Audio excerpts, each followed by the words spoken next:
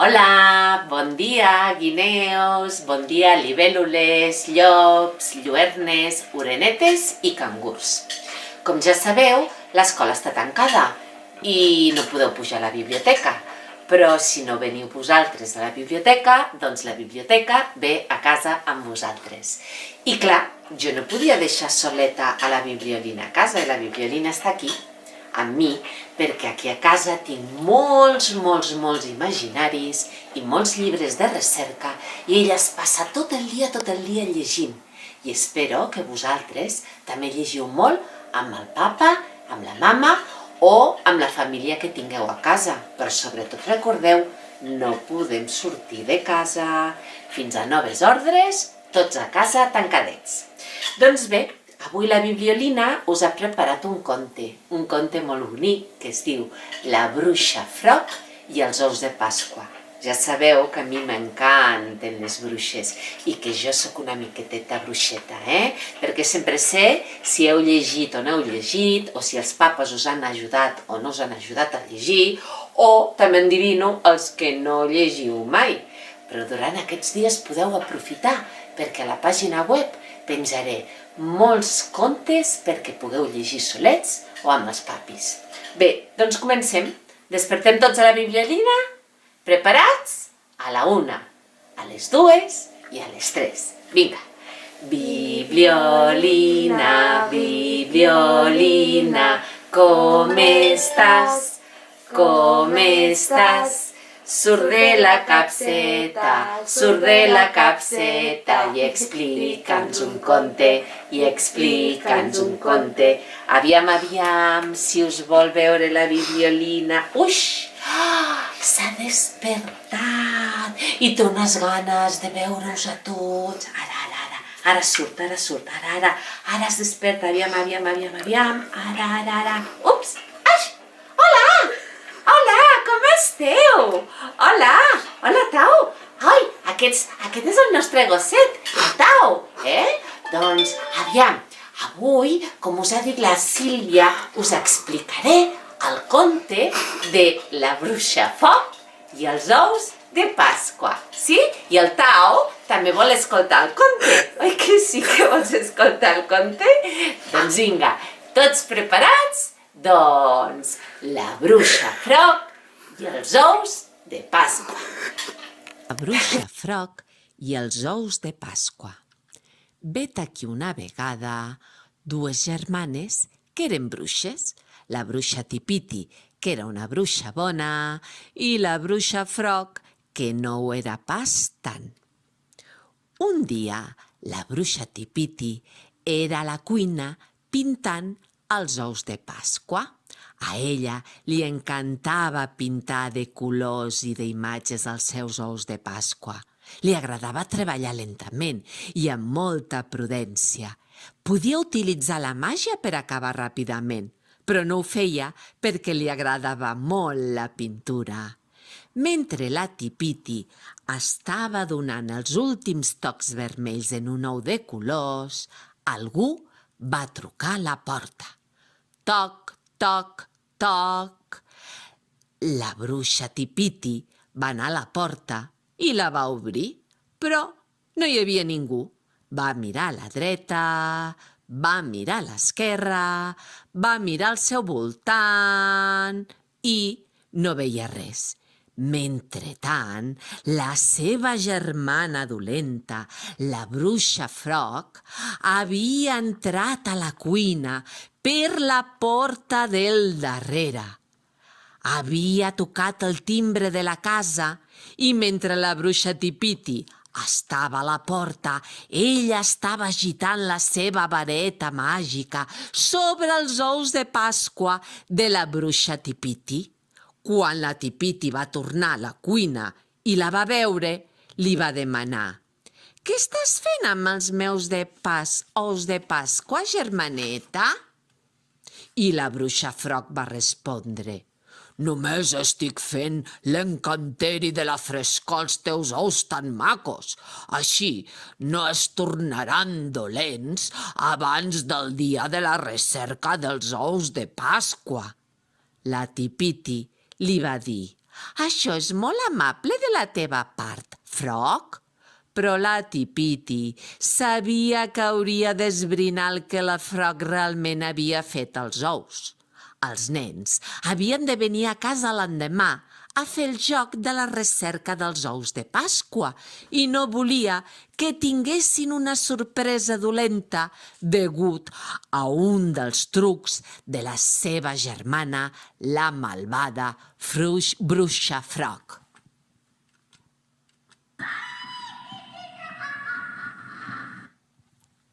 Després que la Froc va marxar de casa, la Tipiti va tenir una gran idea. Va cridar la seva veïna, la senyora Brady, i el seu fill, en Jacob. La Tipiti els va convidar a casa seva per beure una llimonada. En Jacob va veure els ous de Pasqua que havia pintat la Tipiti. Un ou semblava que havia caigut de la cistella i el Jacob va anar a recollir-lo. Oh! Tan aviat com el va tocar, l'ou es va obrir i va aparèixer un pollet. Aleshores, la bruixa Tipiti va cridar: «Ràpid, Jacob, tapa-li els ulls i agafa el pollet i anem a portar-lo a casa de la gallina. D'aquesta manera podrà estudiar la seva cara i entendrà què és la seva mare». El Jacob va agafar el pollet amb els ulls tapats i el va treure fora. I quan el va deixar davant la mamà gallina, el pollet va poder veure la cara de la mamà gallina i va cridar satisfet: «Piu, piu, mamà, piu, piu, mamà, piu, piu, mamà». Després, la bruixa Froc va explicar al Jacob: «El primer animal o persona que els pollets han de veure és la seva mamà, perquè la seva mare tindrà molta cura d'ells. No hi ha al món ningú millor que la seva mare, i això ells ho saben. Si el pollet hagués vist la teva cara, s'hagués pensat que tu eres la mama i aleshores t'hagués perseguit per sempre més».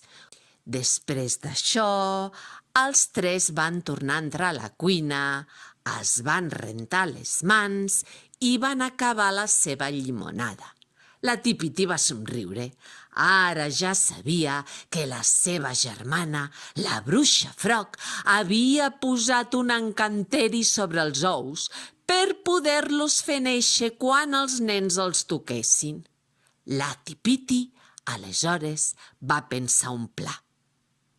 Els nens i les seves famílies, al dia següent, van arribar per fer el joc de la recerca dels ous de Pasqua amb la bruixa Tipiti. La bruixa Froc també va venir. La recerca dels ous seria més emocionant amb el seu truc, va pensar. Cada vegada que els nens toquessin un ou, aquest s'obriria i sortiria un pollet. La bruixa Tipiti va reunir a tots els nens i va donar a cadascun un cistellet i un full de paper.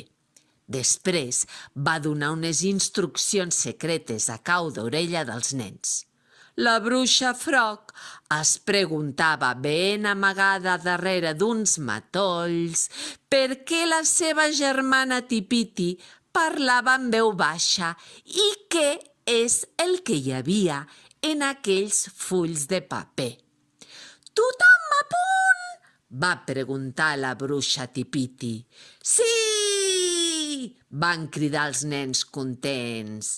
«Anem-hi, doncs!» va dir la Tipiti. I els nens van anar pel jardí de flors a la recerca d'ous sota les tulipes, darrere les roses i entre les branques. La bruixa Froc, mentrestant, mirava nerviosa, volent que el seu truc comencés. Aleshores, en Jacob va trobar el primer ou i va cridar: «He trobat un ou! He trobat un ou!»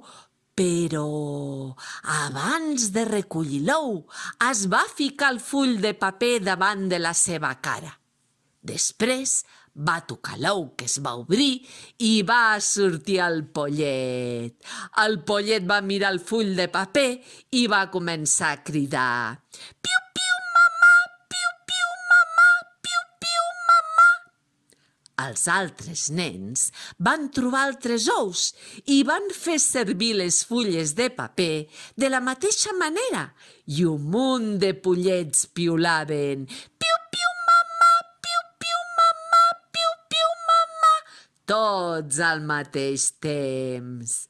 La bruixa Frog va somriure al veure que el seu pla havia funcionat. Però després ella es va adonar que el seu pla no havia funcionat com ell havia planejat. Tots els pollets estaven corrent cap a ella i tots la seguien. Els nens estaven encara amb el paper davant de les seves cares. Els fulls de paper eren màscares. Totes les màscares tenien el dibuix de la cara de la bruixa Frog.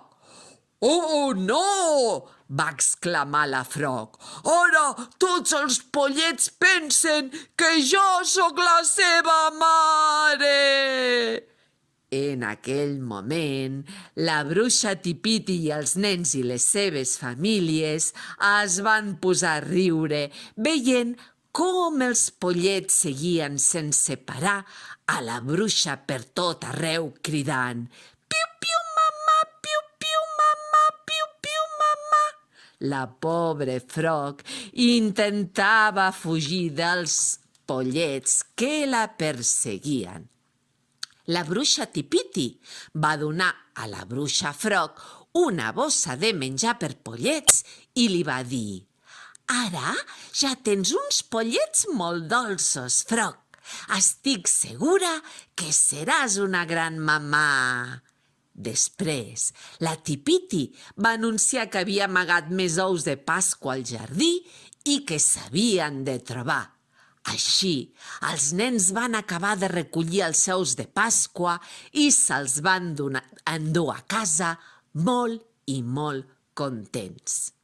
Quan va arribar el moment de marxar, els nens van donar les gràcies a la bruixa Tipiti i després van trobar la bruixa Frog i tots els seus pollets. També es van acomiadar d'ella. Finalment, en Jacob va saludar amb la mà a la bruixa Frog i li va dir: «Fer que els pollets neixin quan els toquem és un truc molt bo, Frog. M'agrada moltíssim. Segur que seràs una bona mare». I conte explicat, conte acabat. Ja està. Què tal? Us ha agradat el conte? Guineus, libèl·lules, llops, lluernes, orenetes i cangurs? Espero que us hagi agradat molt. I d'aquí a uns dies us explicaré altres contes. D'acord?